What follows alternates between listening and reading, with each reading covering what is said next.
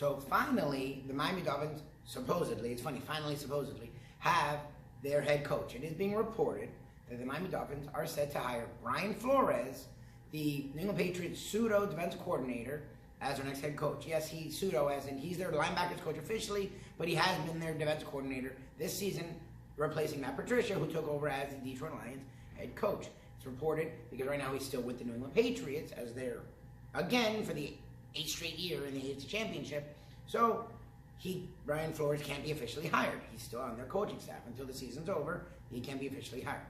And once again, this is a coaching hire that raises major questions for the Miami Dolphins. First of all, you had Cam Cameron, you had Tony Sperano, you had Joe Philbin, Brian Flores, Adam Gase. So that'd be for the 5th straight time.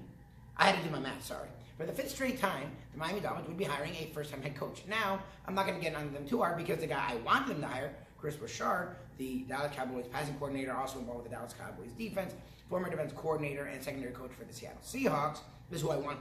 And he would have been a first-time head coach. So I won't get on them too hard. Also, we've seen Sean McVay be successful as a first-time head coach, Sean Payton be as successful as a first-time head coach. We've seen many people be a first-time head coach and succeed. So just because you're a first-time head coach, for the Miami Dolphins, it doesn't mean you're going to fail. Now, it's not worked for the Dolphins, but it has the possibility of succeeding in other forms, so I won't cast aspersions against just a first-time head coach thing. Where I'm casting aspersions is the New England Patriot thing. No, not that I hate the Patriots, because I do. No, because their coaching tree sucks. Point blank, Bill Belichick will probably go down as the greatest coach in NFL history, alongside Nick Saban as the greatest football coach ever. He will. But his coaching tree has been an utter disaster. Eric Mangini failed with the Jets and the Browns. Romeo Crennel failed twice as well with the Browns and the Texans.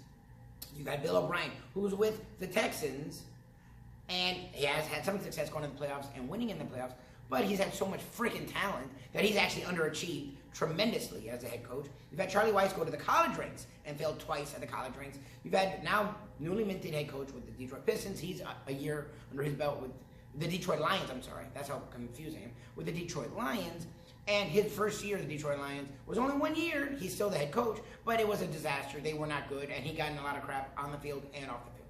So the New England Patriots head coaching tree, the Bill Belichick head coaching tree, has been a disaster. So, of course, the Miami Dolphins picked their next head coach from that tree.